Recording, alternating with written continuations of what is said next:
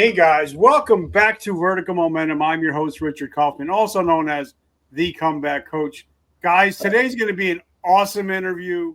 We're going to be talking about stuff that you probably never heard about, or you might have heard about it on TV. We're going to be talking about drug cartels. We're going to be talking about sin, and we're going to be talking about redemption with my brother Hal. Amazing friend, amazing brother in Christ. I was just on his show, and now he's getting a chance to be on our show. Guys, and if you stay till the end of this show, it might save you eternally. Yes. So stay till the end of the show, and I think we have something special for you at the end of the show. And I got to give a big shout out to Mr. Pete Turner. Without us, without him, we would not be together. We would not be doing what we're doing together. I love you, Pete. Thank you, my brother. I love you too, Pete. And by the way, folks, Pete is the host and creator of the Break It Down show, and he's got a couple thousand episodes out there. And the man is just an amazing orator, and I hope you guys get a chance to see his show also. And Richard, good morning, brother. Thank you for having me on your show today. Good morning, Doc. Well, first question I'm going to have right out of the gate is, what is your definition of resiliency? That's a very good question. My definition to resiliency is a commitment and a determination to come out with a positive end result. That to me is the focus of my topics on both my show and the shows that I go on, such as yours, Richard. I think that it's critically important that people such as ourselves that have lived extraordinary lives, we need to share not only the bad part of it, but the result of good and humane aspects that are culminated as a result of experiencing such background lifestyles like you know about mine, my years in the Sinaloa drug cartel, later going to federal prison and being recruited by the Department of Justice, spending 17 years undercover, operating in multiple foreign countries, and on that basis entering my seminarial years of studies. I was formally ordained February 3rd, 1993 in Seattle, Washington by Bishop Simi D. LaFall. I'm still connected and affiliated to the church 26 years later. It's just amazing. And I work, as you know, in the homeless community. I work in trap houses. I work in camps.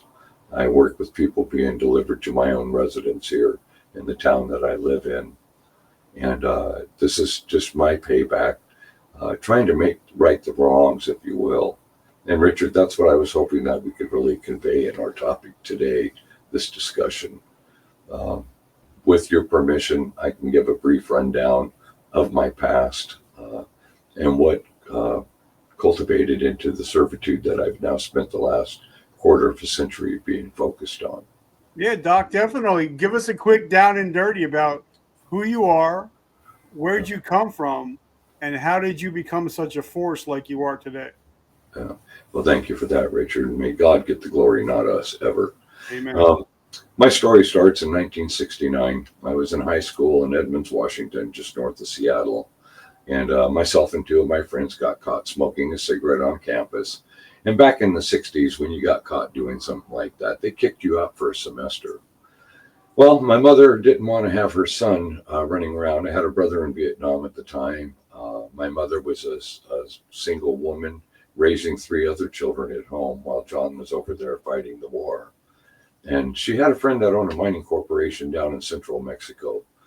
So he consented to take me down to Mexico, set me up in this mining camp, and let me have a cultural experience, if you will.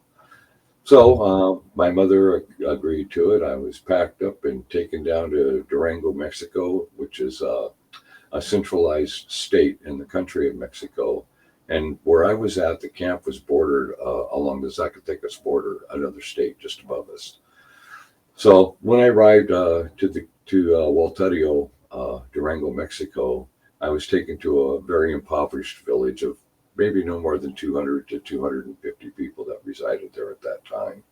Now, bear in mind, this is the 1960s. The only power pole they had ran through the town, which ran up to the mining camp where I was at, working for the Anaconda de Mexico Corporation. The mine was mainly set up to extract silver and zinc products. That was the functioning purpose. But in fact, it was actually a front operation for mass producing heroin and marijuana from the Chawari Indian villages encamped above the camp.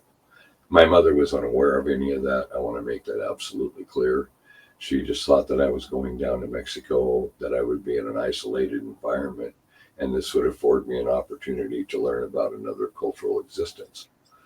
And that's all well and good, but when I arrived in Walterio, when I got taken up to the mining camp and situated with my own room, I was also given my own transportation, was a burro that I named Pepito. And in the daytime, I would ride on the back of my burro, and I would start learning about the mountain trails and the canyon trails and all of that stuff by myself. And bear in mind, I'm 15 years old. I'm just a kid, and I'm in an impressionable age in life. And I'm fascinated by and intrigued by all these new and exciting things. And I had a private bodyguard that was hired to protect me while I was in country named Memo, and may he rest in peace. And Memo was he was in organized crime. He was very, very connected, an extremely dangerous man, but took a liking to this young blonde-haired, blue-eyed kid back in '69 almost instantly. We really hit it. Well, months went by, time developed. I was in country about 3 months when I witnessed an execution. Memo and I were in the cafeteria having breakfast, and this guy walks in, and there was a man sitting across from me in the side table over here by me, and the guy walked up to him and put a gun to his head and blew his brains out right in front of me. Now, bear in mind, you're 15 years old. You're out of just north of Seattle, Washington. The worst and most horrific violence I had ever seen was a fist fight at a cake party on a Friday night, that kind of stuff. So this was really mesmerizing and almost surreal, if you want. I can still remember it absolutely clearly. And of course, over the years and being connected to the cartels, I've witnessed, well, actually, probably more executions than I can even count at this point in my life. But getting back to the story, I remember Memo taking the guy out of the cafeteria and having a talk with him, and then opened the door and flagged for me to come out. And he says, whatever you see there, son, don't ever, ever let anybody in the United States know about what you're exposed to. This is a different culture. It's a whole different society than what you understand. And I don't ever want anything that you learn in this village to ever be released anywhere. And up until 6 years ago, when I started writing my action adventure novels and my autobiography and doing the work to honor law enforcement and military agencies that serve our country, I never said a word about that, and many, many other things. So over the course of the next year, I started acquiring a friendship with, I don't want to say the name of the organized crime family, but I do want it to be known that I made a friendship with a person who later became very, very famous in the drug world. And we spent the rest of that year getting to know each other quite well. And when I got word about John being shot in action in Vietnam, I immediately headed back home.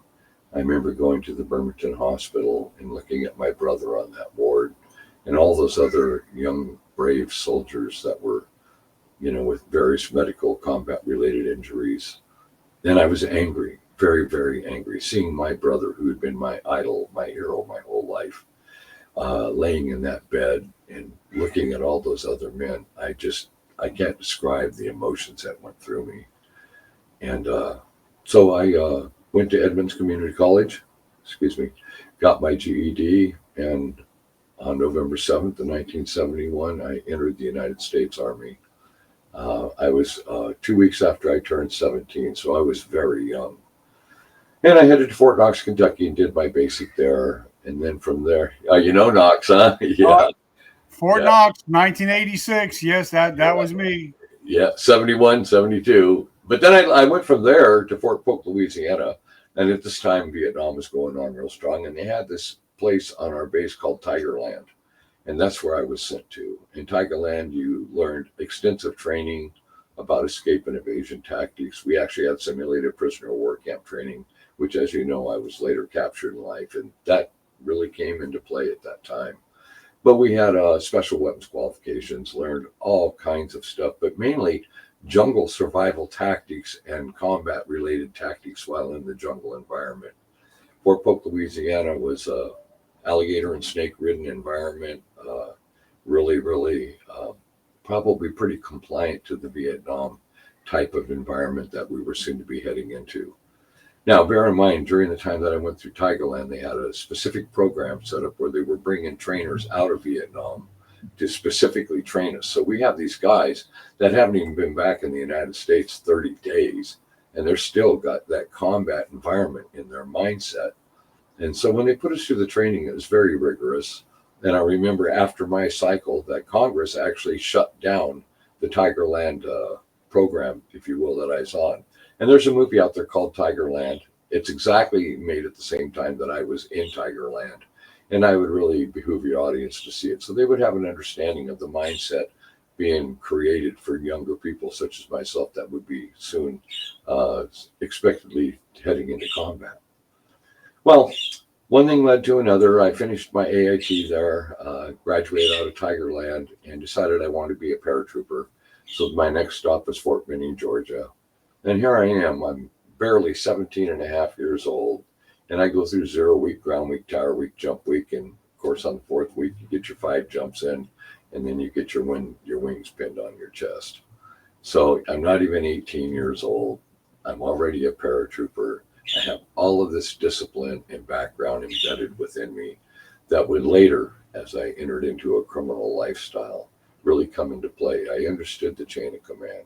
I understood how to do a risk assessment for my own salvation and preservation while being in a hostile related environment. Now, fortunately for me, I didn't end up in Vietnam at Fort Dix, New Jersey. I was put on a transport plane and I was flown to Frankfurt, Germany, where I ended up from, I did late 1972 to March of 74 when I ATS'd out of there. So now I'm back stateside. I'm going through the VA hospital. I had a related injury from a parachute fall, and I'm at Presidio, San Francisco, and then I go to Martinez VA hospital where I spent about a month there, and then I was discharged out. Right away, I used my GI Bill and get enrolled in Sacramento City College in the city of Sacramento. I didn't go back to Washington at that time and actually spent 16 years in California. But when winter break came in the winter of 74, I had a 2-week vacation. I decided to go down to the village and see people that I had thought about over the years and had missed. And so I made this journey down to Walterio, Durango, Mexico. And immediately, I was confronted by the whole village. I mean, they got together within the next day and put this big festival together. And lo and behold, my friend, now actually working for his family. And bear in mind, cartels were not invented at this time. These are still organized crime syndicates. And this particular very famous family, he's now 4 years older, as am I, and we're at that age of, I was disciplined by my military training. He was disciplined by his criminal organization training. So what they did was they said, why don't you bring down a specific type of car, and we've got a chop shop. We can put these compartments in it. We'll start loading you up with marijuana and sending marijuana stateside. Now, this is probably December, January, 74, 75. So I went back to campus, and right after that, I waited till spring break. But then by then, I was ready to go. And I even recruited a couple of friends of mine on campus during that time, telling them that if this works, we ought to look at getting your cars down there and bringing more marijuana north. So I headed down there at spring break and gave them the car. They put it into a chop shop. They put the packages in it. And bear in mind, it could only hold 80 kilos of marijuana, but 80 kilos. And at that time, my friend and I bought the kilos together, and we paid $20 a kilo for this marijuana coming out of the Chouari Indian village. $20. Once we got it back into the States, we were getting $650 a pound. So that's $1,300 a kilo on a return of $20 investment, plus gas, meals, the cost of transport, which was nothing. So I head up north. I'm taking Highway 15 to Highway 2, entering into Nogales crossing. And they had instructed me and trained me how to hit a border crossing at that time and how to successfully pass through it. One, I would spray deodorant on any exposed facial skin, my hands, arms, all of that. This way you don't sweat by accident. That can trigger off an agent who is trained specifically to look at your neurolinguistic approach to coming through the questions that they're going to answer you. Now, I'm 20 years old. I'm still a young buck, and I remember approaching the 28-kilometer zone, which is 28 kilometers before you hit the U.S. Customs border. And you have a turista sticker on your car because you're coming in out of the interior. No problem. All they're doing is basically signing it off to make sure you weren't down there selling off your vehicle or whatever. There was no history background on me whatsoever, so I was flagged right on through immediately. Once I hit Nogales, I scraped off that turista sticker because they don't have a record in that time of knowing that I had just come out of the interior. So I looked like nothing more than a regular tourist that had come across for the afternoon and was heading back stateside. I was also instructed to watch the crossing sites right at the shift change and see the one flagging most of the people through to get into that lane and use that as my exit point. So I go there and I remember well, it's my first time I ran across the border. I had 80 kilos in the car and I rolled the window down and I'm looking directly at the guy. I'm not wavering at all as I was taught and instructed. I wore sunglasses, but they weren't dark. They weren't too light. I was driving a car that wasn't too old, but wasn't too new. I had a piñata and I think a couple bottles of mezcal in the backseat. I can't really remember now, but it was liquor. And I remember the guy leaning into my car, looking in the backseat, asking me a few specific questions. Never took my eyes off him as I was taught and stayed calm and focused on the questions. And within seconds, I was processed on through.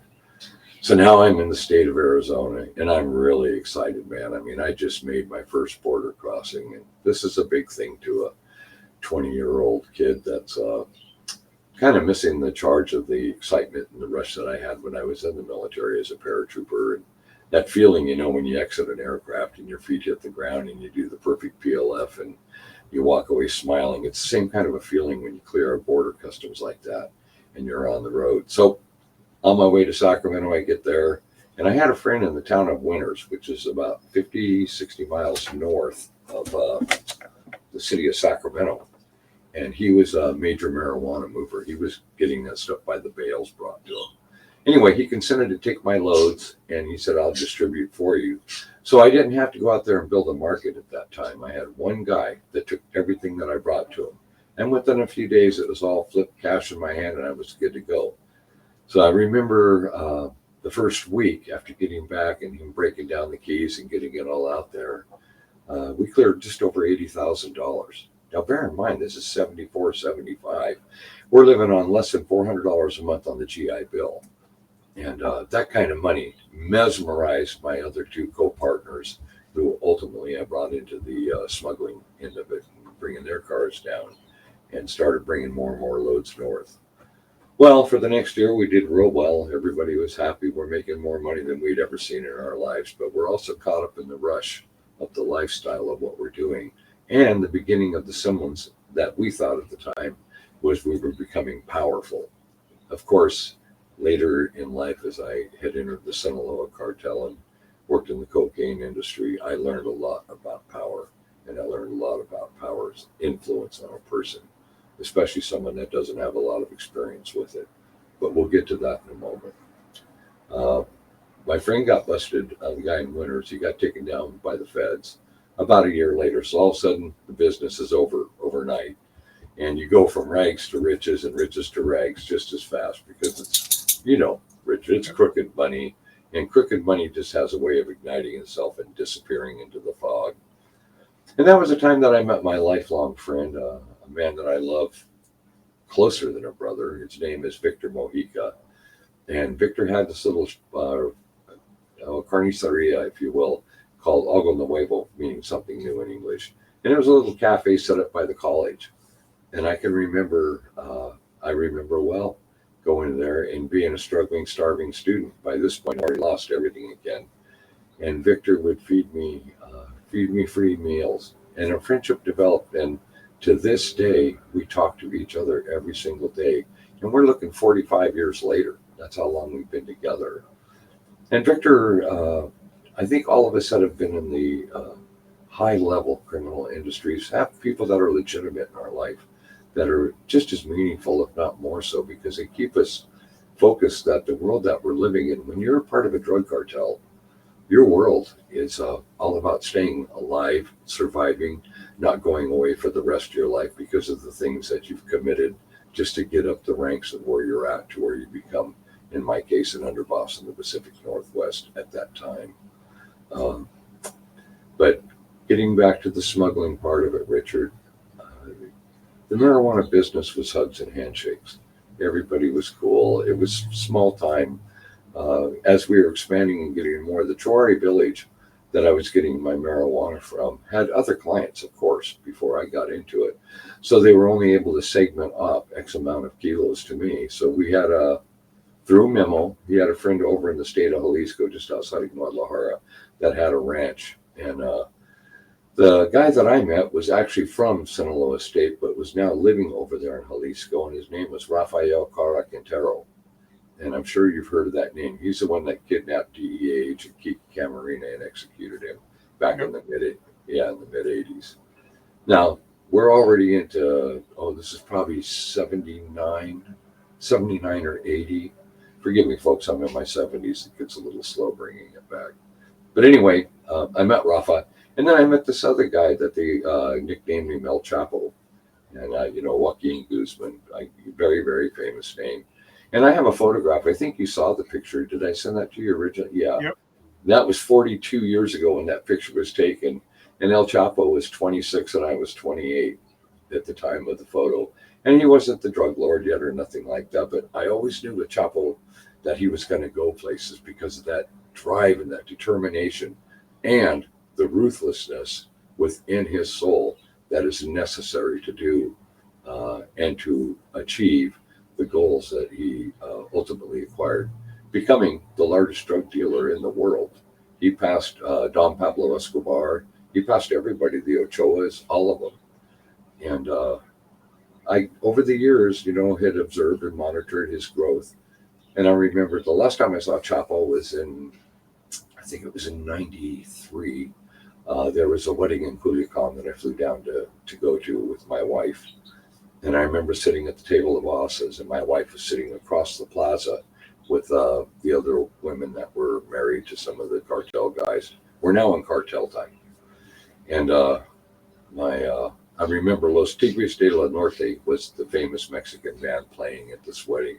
This is a very rich and powerful drug lord out of Culiacan, and his daughter was the one that was being married that day.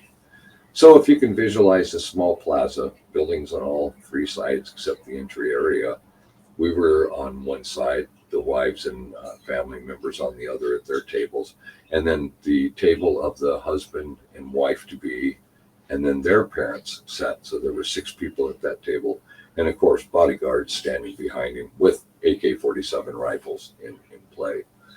All of a sudden, the band stops and these 2 soldiers come walking in, and they've got their weapons at the ready, and they're scanning everybody. And then a few more poured in, and then a couple minutes later, El Chapo walked in. Now, bear in mind, brother, this is 1993. He's now a drug lord and has been a drug lord for some years. But I remember he walks up to the wedded table, and he presents them with a gift and embraces them, embraces the father that was in the drug business working for the Sinaloa cartel at that time. And then he came over to the table of bosses. And as he's coming by and he's shaking hands, one of the guys that I was sitting with, I'm not going to share their names with anybody. They're still protected. He said, "This is our good friend, Bigotas, from the Pacific Northwest. He represents us up there." And then Chapo turns and he's looking at me, and I see the recognition coming to his eyes, and he goes, "I remember you. I remember you." And he reaches across and he shakes my hand and he pulls me into him and he gives me this really big hug. And he's all happy that I'm, working for his organization. And I remember the other bosses, they're sitting there, and I never bragged about knowing Chapo. I kind of kept all of that stuff to myself and never let many people know the contacts that I had down there. But when they saw that Chapo had a childhood relationship with me, it literally changed everything in the blink of that eye. Anyway, Chapo went down the line and shook his hands and visited for a few minutes. He raised a toast, toasted the couple, and then he departed. He was gone. And yeah, it was pretty amazing. But what really, it cost me so much, Richard, because I remember my wife looking across that plaza. And bear in mind, my wife knew that I did something, but she never knew. I never talked about my business, never exposed it. But I literally watched the love leave my wife's eyes that day. That's what ended us. And they were talking to me about my son. At that time, he was just a baby, but they're saying, when he gets about 12, 13, send him on down here. We'll put him in school and we'll start getting him groomed and trained to come into the family business, so to speak. Well, she overheard that and she said, I will kill you if you do that to our child or you attempt to do that. And her message was so meaningful and so strong and so demanding that I don't consider those type of thoughts that I got it. Anyway, the marriage was never the same. And a few months later, I had a small amount of cocaine taken off in Seattle. It was 38 kilos. I had just given the guy 40 kilos on an 80-kilo coke deal I was doing. And he got arrested just outside of the U District in downtown Seattle with it. Now, bear in mind, this is 1992. And cocaine had only been coming up in that area in quantity weight for probably about a year. And I'm getting 250 to 350 kilos at a time. Those were the standard weight, load weights, quarter of a ton, third of a ton. And the majority of the cocaine that I was moving at that time, being operational, was up in Vancouver, Canada. We had people up there that were affiliated with the Russian mafia.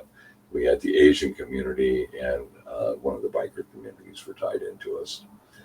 But that lousy 38 kilos, that was what started Operation Northern Exposure, which created the multitask agency formed by the federal government. And the reason they did that was, as you know, and probably understand, the kilos that come from these countries, they have different labels on them. Like in Durango, the Alacron or Scorpion was stamped on ours, or it would say USA, or it would have a lot number like 236 or 182 or things to this nature. There was always different logos put on them. But the one that they really watched out for was the soccer ball. The soccer ball meant that it was coming out of Medellin, Colombia, and it was under the control of Don Pablo Escobar. And that was the trigger. Excuse me, not 93. It was 1991 when that happened. So anyway, the Operation Northern Exposure was formed.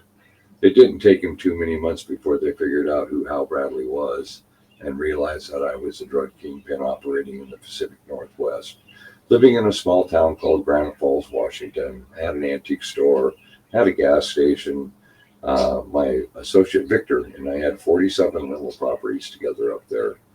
We were just doing amazing. All this is public record. It's Snohomish County records. It's easy to verify. And I hit a point. I married Jerry Ellen, and we got pregnant with my first child. And after his birth, I remember watching him crawling across the floor in the front room with the bottle hanging out of his mouth. And I was due to go down to Culiacan and negotiate. I was trying to pick up an additional 600 kilos. I had an order for it. And I remember going down there, but during the flight down to Culiacan, I had made the decision that my time was over in the drug business. So I went down there, I sat with my compadres, and we had the discussion, and everybody was no problem, hugs and handshakes. Take the network that you've got going on in the Pacific Northwest. We'll send some people up. We'll go ahead and have you, insert them into the different and various stages, everything from transportation routes, safe houses, market site distribution points, where we would stash and store multi-millions of dollars in product, on and on and on. There's a lot involved in running an industry like that and building an industry like that. And the client base especially, because nobody's meeting nobody at these points. We're dealing in millions of dollars. You got to keep the number of contact and people that have a knowledge of whatever facet that they're involved with, just to that immediate minimal area for our own self-preservation. So I'm happy with it. I give them all hugs and handshakes, jump on the flight back to SeaTac, and I get home and I see a white van sitting in my driveway, and there's two soldados sitting in the front, and they had a third of a ton of cocaine in it. And the guy actually told me, he says, "You didn't really think you were gonna just walk away from this, Vato. You got to, you're in. You got to stay with this." So because I was an underboss and had that status of authority by then, I was able to tell them, "Listen, we're heated up at the feds up here. Get that the hell out of here." That's why I was down there in the first place. And I got the load out of there. And the following morning, contacted an attorney that was a friend of our family, who knew probably the most powerful attorney in the Pacific Northwest, a guy named Murray Gooderson of Colt Gooderson and Greater. And they arranged for me to come in and see him. And I says, "I want to surrender myself to the U.S. Attorney's Office and offer my services to take down the Pacific Northwest faction." All right. Now hold on, because I come from a big Italian family. Yes. And some of our family are good fellas. I'm going to put it that way. Sure. And we know that blood in, blood out. Like Michael Franchese says, almost nobody walks away from the life. So, what was it like trying to sleep at night, and this is all going through your head, and you knowing that it's very rare for anybody to walk away from the life? So, what was that like? And then knowing, okay, well, now I'm going to turn on the people that I've been supporting for the last 10 or 15 years. Very good question. My decision was made by the refusal to give me my life. And if you're going to take on something like a cartel or an Italian mafia family or whatever the case may be that you're with, you better have a bigger baseball bat, because death is imminent. And death in the world that I come from doesn't happen rapidly. It takes days to kill a person if you become a true enemy of them. And to this day, I have a $100,000 contract on my head from there, but 2 generations have passed since then, and I don't worry about it. I got hit in 2020. I was found and left for dead. And that's a whole other part of the story. But the bottom line is this. I had mixed emotions about all of it because of my love. Growing up in childhood with these people, this was my world and my environment. And what really, really got me was the love and hugs and handshakes, and we're all family and la, la, la, la. And I was willing to protect that. I was more than happy to walk away and take my hit. Prior to that, 86 to 89, I was in Folsom Prison, California. My number, for those that want to look it up, is D64038. I kept my mouth shut, did my 3-year sentence, always maintained that honor. And when I walked out of there, the agreement was that I wasn't going to rebuild the cocaine life and go back into that world again. So I moved back to Seattle, Washington. Folsom Prison is just outside of Sacramento. And started within a couple months, I was relocated. They gave my wife and I round trip tickets and $5,000 in cash and had us go down to Las Vegas, where I was told, well, guess what? You're going to reactivate what you have tried to walk away from. And that's that world. That's just the way it is. So after leaving Culiacan, the night that I had made the decision, that decision was made by looking at a child crawling across the front room floor. The load was gone, so I wasn't worried about them securing a third of a ton of freaking cocaine that I would have been conspired to in that moment. And I would have lost a lot of bargaining measures. I'm very, very versed. We had a lieutenant in the narcotics force in Seattle, Washington on my payroll. He'd been with me about 1.5 years. So I had intel coming in after Operation Northern Exposure was created. At that point that I knew I was under the eye of the Department of Justice. So I also knew I had a bargaining chip. But like I said, brother, when the decision was made to break away from the cartel, being a man who had already been through prison, kept his mouth shut, always honored the code, always honored that. But they weren't honoring my code. They weren't allowing me to have that opportunity, if you will, to transition my life and raise my family. Hell, I was wealthy at that time. I had all the properties and businesses, and I just didn't need to do the risk, and I didn't want to do the risk anymore. So I walked into the U.S. Attorney's office. I was not arrested that day. What they did was have my attorney and I sit in this large conference room. And a few hours later, all of these agency people start filtering in. And I mean, it was an alphabet soup of agencies: ATF, DEA, US Customs. I'm sure the CIA was there. I've worked with them later, but I can't even remember all of them. IRS, everybody was there. And everybody knew who I was. And they were kind of angry because they were wanting to take me down. But when they heard the proposal, I said, I'll help you get out the Pacific Northwest faction. And I said, but I'm taking on a cartel. And when you make a decision as life-changing as that, as you know, with your experience and knowledge of the Italian mafia organizations and stuff, once you cross that line, death awaits. It simply does. But I knew that going into it. So right away, they placed my family into protective care. I went operational, and for the next 19 months, I severely gutted the Pacific Northwest faction of the Sinaloa cartel's market up there. Now, we controlled that market and almost in its entirety. I remember the Cubans trying to come into Seattle and threatening some of my people who were moving kilos for me at that time. They brought the threat to me. I had a powwow with one of the guys in the Cuban cartel, if you will. And I made a call to Sinaloa.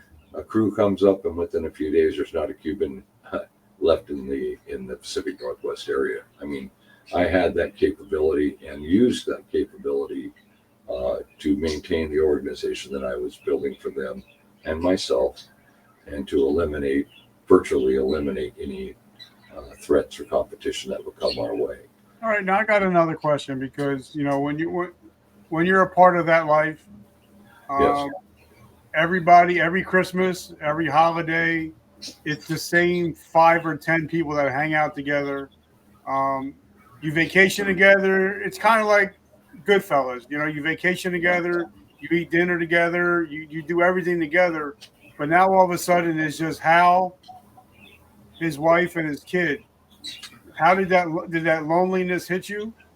Not really, because my friends were all located in a foreign country. I'm the one that built it up here for them.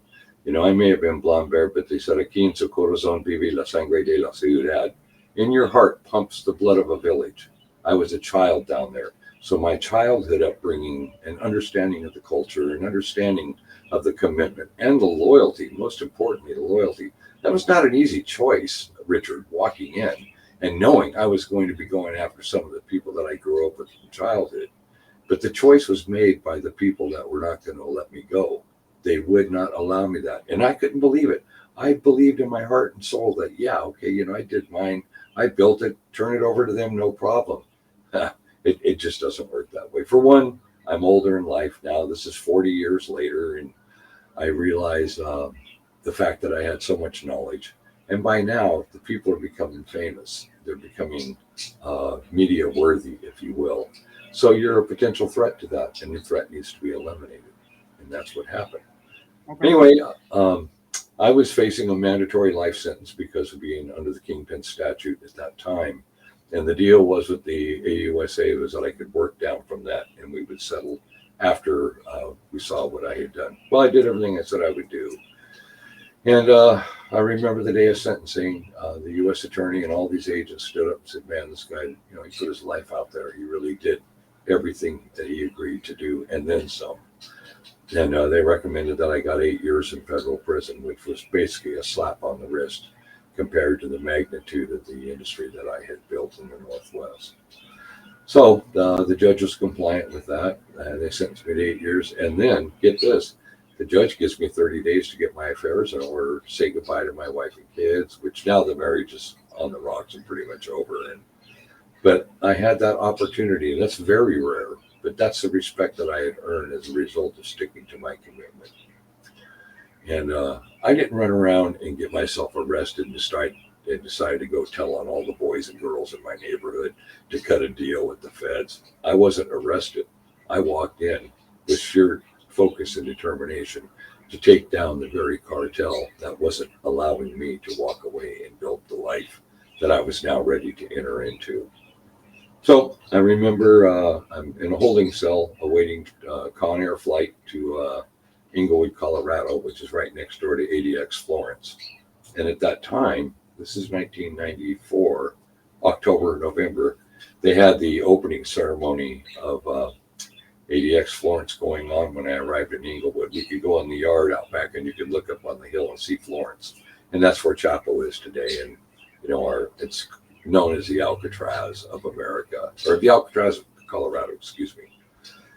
Anyway, time goes on. My liver started shutting down. I was terminally ill. So I was flown to Springfield, Missouri. And when I got to Springfield, they asked me if I wanted to volunteer for an experimental drug. And this is called alpha interferon 2B. And I said, well, hell, I'm going to be dead in 2 or 3 months. I might as well try it. And here I am 30 years later, still alive and well. But what happened was, by this point, now that I'm in federal prison, my life slows down. And I'm able to start pursuing other goals and other interests. And October 19th, 1993, at about 3:30, 4 o'clock in the afternoon, I was in a holding cell. My wife had just dropped off divorce papers. I had a contract on my life. I'd just come out of court. And I dropped to my knees and I said, God, I can't take any more. I just can't take another breath of this. And an inmate walked in and he knelt down on one side and put a hand on my shoulder and he started praying for me. Moments later, another inmate walked in on the other side of me, Richard, put a hand on my shoulder and started praying for me. And in that moment, I felt, God, I can't even describe it to this day, but it was like something broke within inside of me, and the anger and the frustration and the pain and the resentment and all of those negative particles of my life fell. They just fell away. They were gone. Instead, I was full of this unspeakable joy and this heartfelt desire to learn more about what's bringing this joy to me. And that was when I started my seminarial studies, when I landed in Inglewood, later to Springfield, Missouri. And I graduated seminary. I was doing Assemblies of God studies. That's who I was with at the time. Became ordained while I was in federal prison. And there was this guy named Johnny Gambino of the Gambino crime family. Yep. And Giovanni, I used to play bocce ball with him out there on the yards and got to know all the Italian guys. So when you talk about the Italian mafia, yeah, I get it, because I know how they, what can we do for this favor you do for us type of stuff. It was really an experience. But anyway, they threw a big, they did like a yard feast for me, because these guys knew that I wasn't some Bible thumper hiding behind a book. People could see the transformation of me, the conversion, and they could tell that I really, truly was dedicated. And prisoners honor that. So anyway, during that time, as I'm taking my chemo treatments and going through the process of recovering from a failing liver, I signed up and became a member of the hospice organization, which there were only 11 of us at the time that I went through it. But we were trained to take other prisoners through the actual dying process. Bear in mind, I'm at Springfield Medical Center for Federal Prisoners.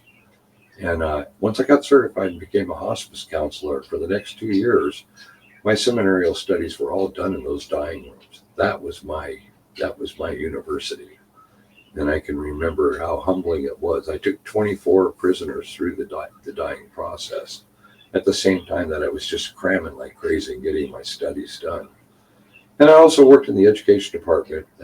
Once I got transferred to Leavenworth, that job carried over in helping guys get their GEDs. And so now I'm on a self-help, self-recovery journey that is also extreme. Just like the lifestyle that I had left as a high-level cocaine smuggler and later trafficker, I become this man of God and the servant to humankind that was, I just couldn't satisfy it. It was stronger and stronger by the day.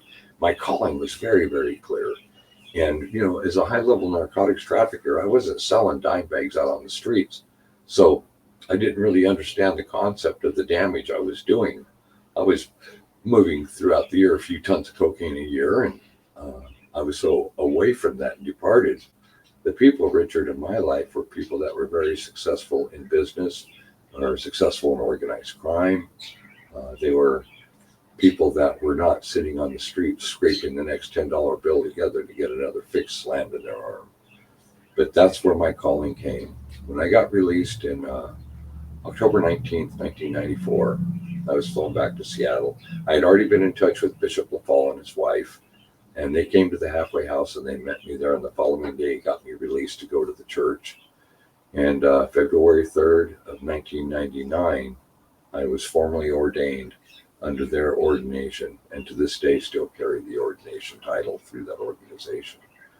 So that's 26 years I've been with the same society. But get this, I'm in the halfway house. I get approached by the Department of Justice. Well, I had already been approached in federal prison. I should back that up a bit. Asked if I would have an interest in serving my country as a contractor. Brought back to court because I said yes. Brought back to court. Walked out of prison within a couple of weeks to this halfway house. They still wanted to process me through the program. So in the future, anybody running backgrounds on me or something, it would appear normal. Like I did a writ of habeas corpus, filed that, and I won my battle. And that's the excuse for why I was released. And paperwork was doctored up to look like that. So anyway, they come to the halfway house and we get me back before the judge, and immediately within a few weeks, and I don't know if I sent you the document or not, but it was me heading to Costa Rica, going down on a 500 kilo coke deal. But I have all of this. If your audience ever needs to see anything, I can verify this entire story. But here I am, fresh out of prison, going down to go do 500 kilo coke deal in Costa Rica. And that's how it began, boy. I mean, from that point on, I hit the streets, ultimately completing 17 years in undercover operations in multiple countries. I've been kidnapped once. I was captured in an undisclosed country in Central America back in 2002. I was rescued from captivity with another agent. We were 7 weeks before we were found, and they came in and extracted us. And I don't really want to talk about it too much, but it's just part of the journey. Anyway, I got out of it in 2018. I remember I was down there qualifying a new target in the city of Ciudad Obregón, Sonora State, northern Mexico. Pilot that was reputedly flying heroin into the United States. I had an opportunity to insert myself into that group and do a confirmation check on the guy, and found out it was invalidated. But what happened was that was the same weekend they were moving Chapo to the United States, and the Sinaloa cartel blew into a whole bunch of different factions.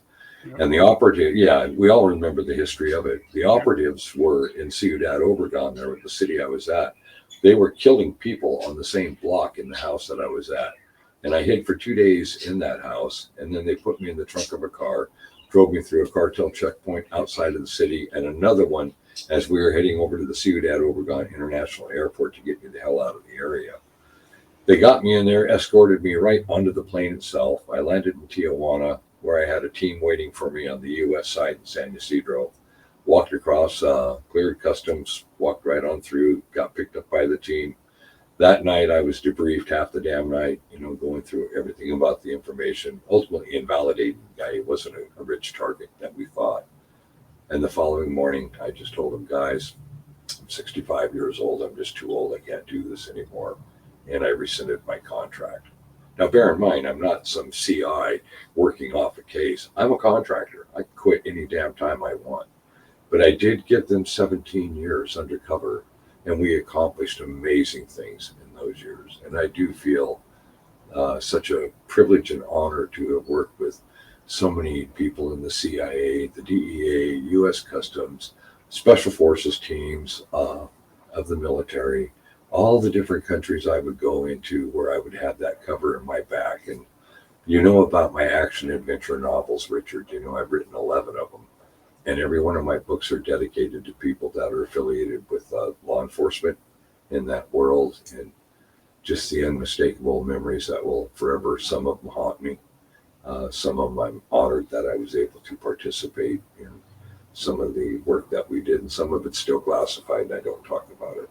All right, so let me ask you, because, a lot of my audience are veterans, first responders. Yes. And there comes a time when we actually have to hang up our uniform, hang up our gun belt for the last time. Yes. And then we have to reimagine and reinvent our lives. So now you've had so many reinventions, but now you're 65 years old, and there comes a time to reinvent and reimagine again. Take us through that.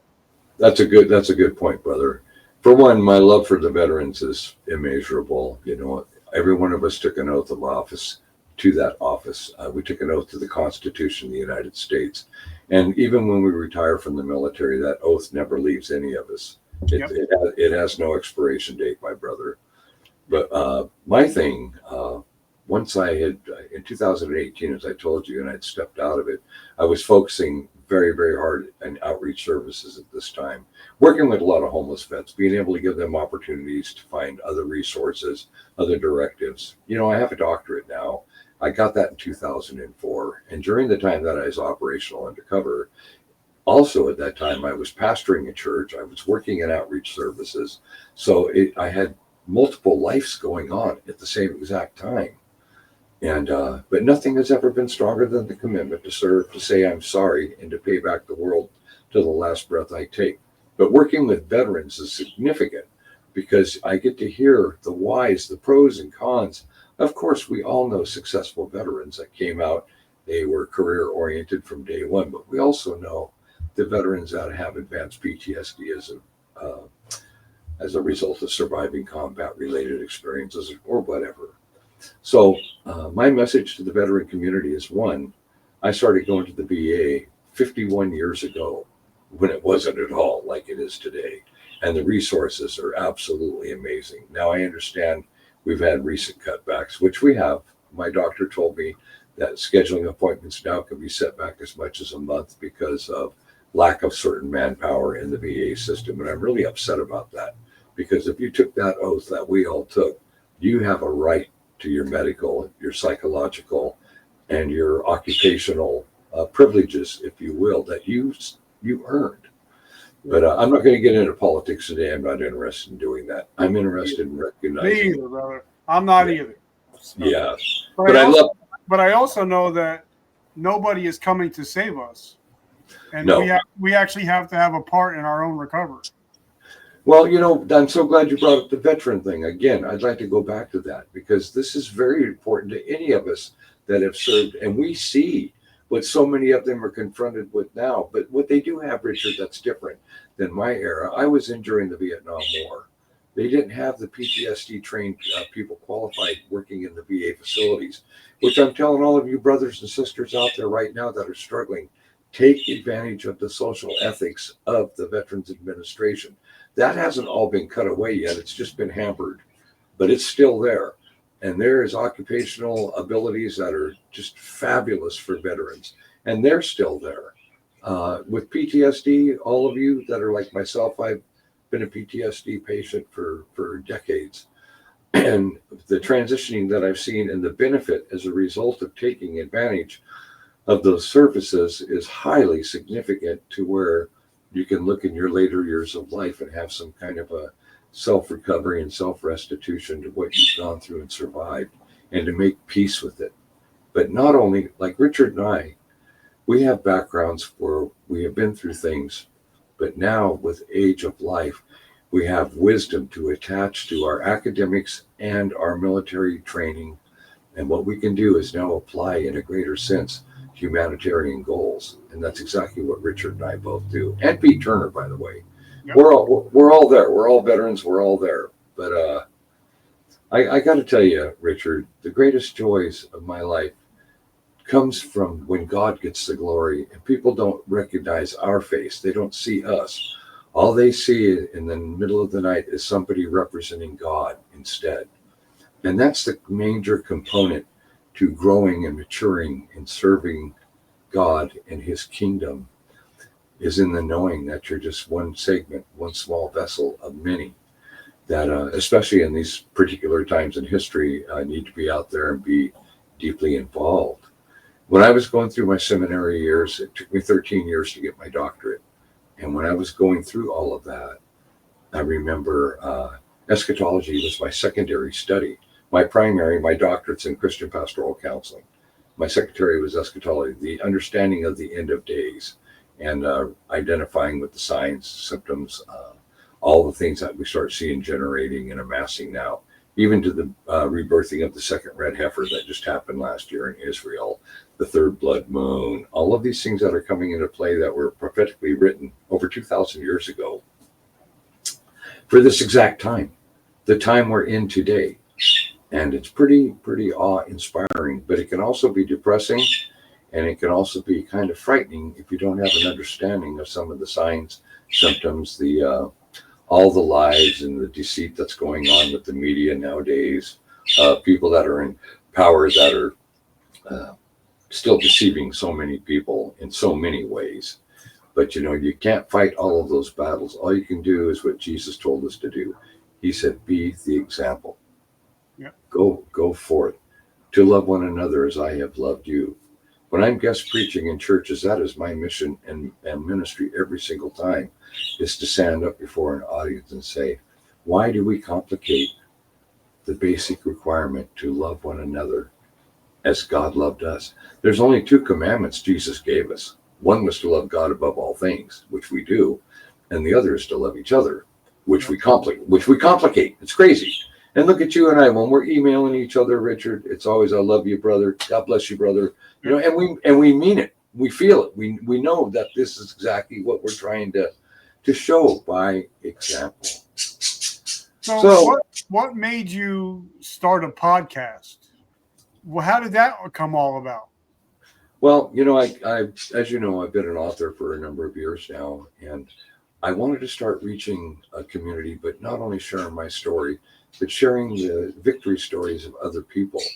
And I had been on Pete Turner's show a couple of times, and I brought up the idea to Pete. Now, Victor Mojica is my agent under contract and investor. He's the one that bankrolled the operations to get this going, all of my publications. As you know, we have a package and 2 movie producers working right now, shopping to put together the funding to create a motion picture of my life. Hopefully later the TV series, documentary, blah, blah, blah. But the point is, I wanted other people's stories to be brought out, not just mine. That's why my show is called The Crisis Victory Show. And I want to celebrate their successes, not mine, but theirs, and let their stories be told, and to be an example that you may be sitting in a crack house and you may have that rig slammed in your arm and you've given up all hope and all possibility. But here's a guy on my show that just went through that same thing 5 or 6 years ago. Why don't you listen to what he has to say? That's the motivational factor behind the Crisis Victory Show. So that was a good. That was a good question. And I was so grateful to be on that show. Yeah. It actually just came out, and I'm going to be promoting it today. As a matter of fact. Oh, love it. You were such a great interview, Richard. Oh my God, I loved it talking because, like me, we are 100% in when it comes to the path with Jesus Christ. 100%. Nothing can ever persuade us or dissuade us from our belief, our faith, and our desire to serve. And, coming on your show today was an absolute honor because, as you know, yesterday we were even in touch about getting ready for today, and I couldn't. This is probably one of the very favorite podcast shows that I've looked forward to because you and I have such a love for each other and admiration for the God that we serve and the ability to take it to the multitudes. You were talking about Facebook and Instagram and X and all these other places that will be seeing the show. Identical. I have the same thing with my show. It goes out to the multitudes. The whole world can reach out and see the messages that our guests are delivering. By the way, last week's guest you had was pretty amazing. But anyway, getting back to our interview. I can't thank you enough for letting us share the word. And any of you out there that are caught up in that drug world at that type of a level or whatever, let me tell you, it is scary to sit there and put your thumbs up to an organization that may have thousands of people involved, and especially having spent 15 years of my life in it, witnessing executions ever since childhood and seeing people tortured and seeing people disappeared and driving under bodies hanging off overpasses. I remember these things very, very well, watching people get lit on fire and all the lessons learned. And in 2020, the night of June 6th, June 7th, when they found me, I got hit out back of my house here and I was left for dead. And I thought I was dying. I was stabbed multiple times. And I remember him releasing his grip on me as I was fading into unconsciousness. And I thought that was my final moments on earth. And I remember the absolute joy and the peace. And there was no fear. There was no feeling the pain. There was nothing, Richard. I was ready to go. And after I survived that, and I came out of a 1.5-day coma at the hospital here in the town I live in, I remember right away that I didn't see any bodyguards or police or anybody protecting me. And I just got hit by a cartel. And I got a hold of a friend of mine, and he came down and he swooped me up and brought me back to my residence, which has security. And about 2 years later, I had been framed on a heroin thing. They were trying to discredit me and ruin my life. And of course, I was found not guilty and everything went well. But Pat Grady, that's his name. He was with me for over 40 years, built the cocaine industry with me, did 26 years in federal prison because he was a man who would keep his mouth shut. And his option was to take me down, but he knew that was a death sentence for his whole family if he did. But the point I'm making is this: Pat sacrificed himself for me. And in 2022, he was found dead in his house. And that was 2 days after we walked out of my attorney's office. We left on a Friday. They found him on a Sunday. And what had happened is they had rushed into his house, held him down, shot him full of fentanyl, and killed him on the spot. And this was a Vietnam veteran, 101st Airborne, North Highlands, 1966, 67, an absolute war hero and brother that I have loved for close to a half a century. Gone forever. But he was willing to do whatever it took. When I also got hit about another veteran I want to share with you, I'm just going to call him Brother Bob. That's how I want. And if you go through my photos, you'll see both of us wearing the survivor hats. He was also captured on foreign soil in the service of our country. And Brother Bob committed suicide. I lost him November before last. And I remember him calling me on the phone and telling me his decision. He says, "Don't come by and do last rites. I'll see you on the other side, brother. I love you. I just wanted to say goodbye." A few hours later, he was found. So we lose 22 veterans a day on the average, Richard, to veteran suicide. This is ridiculous. It's too high of a number. And what we need to do is people like you and I, brother, that have these shows, we need to get that word out. Brothers and sisters, if you're dealing with PTSD, and I'm talking about law enforcement and firefighters and paramedics and all of us in the community of serving humankind, reach out, get help. 12 months ago, I almost took my own life. I know about it. I got so damn tired of waking up in the middle of the night with that damn jungle in my head and having the memories of when they came in and what erupted when they rescued me and Manny, the agent that was captured with me. 7 weeks in captivity, and every day we thought we were going to be killed that day. And something happens to the mind at that point. But what you got to do is you got to get help. And when I was walking down the hallway to end my life just 12 months ago, I hit the VA suicide hotline. Within minutes, they had a doctor on that phone with me. And because of our discipline from being in the military, it's kind of like listening to your chain of command. That same sense came into play. And I did a few months of counseling. And at that point, I didn't need it anymore. But I'm also under medication for it. My PTSD was deemed advanced. So they keep guys, an eye. and guys and girls, if you're watching this and you're struggling right now, you can always Please. dial 988 and they will get you help now. So if you're struggling, dial 988 if you're struggling right now. And listen to our stories, every one of you out there, because we love our veteran family more than you could possibly imagine. What you mean to me, what you mean to Richard, what you mean to Pete Turner of the Break It Down show. All three of us are veterans that have served outside the wire. We have a love for our veteran community, and I'm here to tell you here and now. Brother Richard, can you repeat that number again, please? You can dial pound 988, and they will put you in touch with a counselor now. Yeah, that's what they did with me. Now it was just immediate. Yep. Okay. Well, listen, brother, I'm pretty well good for the day. I don't think of anything else I want to add because I don't want to take from anything we've tried to message. So, but then how do we get in your ecosystem? How do we find your books? How do we find your podcast? How do we get in touch with you? Thank you for that, brother. My books are under lowercase DRHALBRADLEY.com. That takes you to my Amazon site. My show is crisisvictory.com. That'll take you right to my show site.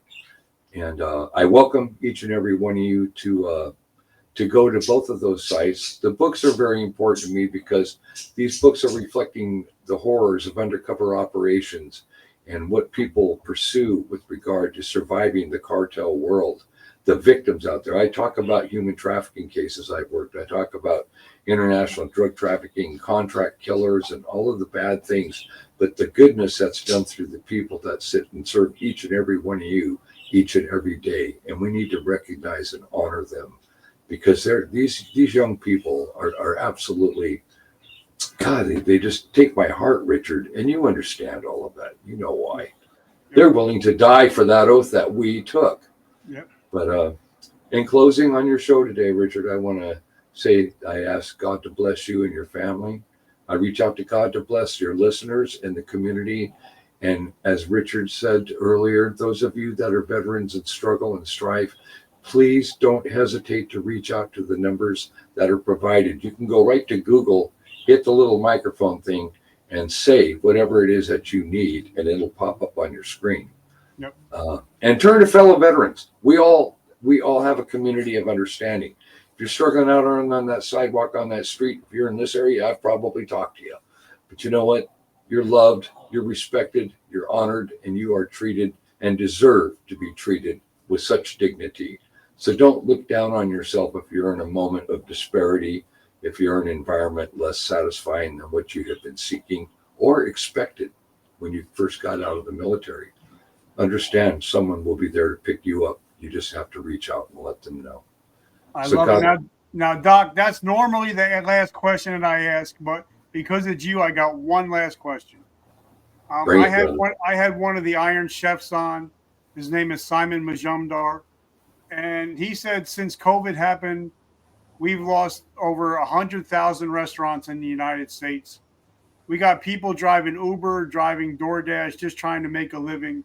So if I ask somebody to do something in 24 hours, I mean, in 7 days, they're never going to get to it. But if I ask somebody to do something in the next 24 hours, they're more likely to take that step. So if there's somebody right now struggling with their faith, what can they do in the next 24 hours to find some peace and get closer to him again? I love that, brother. Understand, he said, for so persecuted they the prophets which came before you. We are certainly under spiritual warfare and under persecution right now, which tends to lead people to having doubt or questioning choices that they're making, or even to their belief structures. What you've got to do is you've got to be aligned with your inner faith. You've got to believe that what you believe in, if you truly follow Christ and you truly believe Christ, he will open up the doors to that which you are seeking, because it's his glory, not our glory. So I say to each and every one of you out there that may be questioning your faith and wavering it, this is that time. This is that time in your life right now when the book of Acts talks about the pouring out of the Spirit upon the flesh of the world. Well, where you have a balance of goodness, you also have a balance of evil that combats the goodness. And a lot of this questions you have that are going through your minds is part of the great delusion. It's part of the deception that we were warned about and told about. And the other thing is to find people that are like-minded. If you are a believer and a follower, find another believer and a follower. Richard and I, we were talking earlier on the show today about veterans. If you're a veteran and struggling in strife, find another veteran. It's not that hard. And Richard, have you ever found a single veteran that didn't want to talk to another veteran? Never. Me neither. It's just our bond. Well, the same thing falls in faith. And I just strongly encourage each and every one of you to trust that which you feel is true and right that's within yourself. Trust it. Trust in the Lord with all your heart. Lean not on your own understandings. In all thy ways acknowledge him, and he shall direct that path. Proverbs 3, 5, and 6, right there. And with that, I'd like to close, brother, because that's the message. I love it. And now, guys, as you know, the way I end my show every week is every morning we wake up, we get a choice. We can either be a victim or we can be a victor. And guys, if you listen to my show, you're no longer victims of your past. You're victors of your present and your future. Thank you guys for always showing up. We love you. Hal, Doc, I love you, brother. I love you too, Richard. Pete Turner, I love you, my friend. Thank Hey, you for Pete. what you do. I love you, brother, and have an amazing week. And I'm going to be promoting our episode coming up later today. I'm excited to see it, brother. Thanks, Richard, for having me on your show. God bless you, my friend. All right, brother. Be good. You too, sir.